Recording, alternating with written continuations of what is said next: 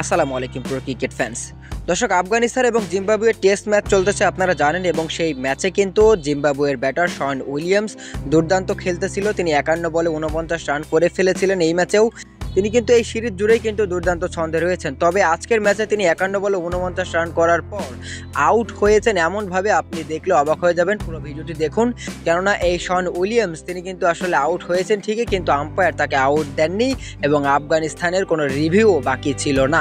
তবে তার সততার কাছে হার মেনে গিয়েছে অনেক ক্রিকেট প্রেমীরা, কেননা এমন সততা কিন্তু সচরাচর দেখা যায় না ক্রিকেট মাঠে। আজকে শন উইলিয়ামস যে সততাটা তিনি দেখিয়েছেন, মূলত আফগানিস্তানের করা 66তম ওভারের লাস্ট বলের ঘটনা। সেই বলে কিন্তু আসলে শন উইলিয়ামস রশিদ খানের বলে ব্যাট চালালে ব্যাটের কানায় লেগে কিপারের হাতে সেটা ক্যাচ হয়ে যায়।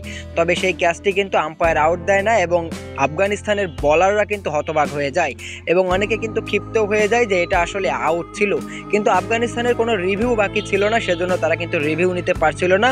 কিন্তু ঠিক তার কিছুক্ষণ পর দেখা যাচ্ছে শন উইলিয়ামস তিনি নিজেই আসলে মাঠ থেকে চলে যাচ্ছেন। আর যেটা দেখার পর রশিদ খান নিজেই হয়তোবা আম্পায়ারকে বলছিলেন, স্যার আপনি তো আউট দিলেন না, তবে শন উইলিয়ামস কেন চলে যাচ্ছে, এটা হয়তোবা তার ব্যাটে লেগেছে। তবে আসলে আম্পায়াররা নিজেরা কথা বলে দেখতে পারে যে শন উইলিয়ামসের ব্যাটে লেগেছে এবং শন উইলিয়ামস কোনো কথা বলেননি, তিনি সোজাসুজি মাঠ থেকে বেরিয়ে গিয়েছেন।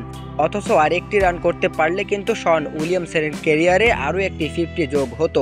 তবে শন উইলিয়ামস যে সততাটা দেখিয়েছেন সেই সততায় কিন্তু মুগ্ধ হয়েছে আফগানিস্তানের ক্রিকেটাররাও।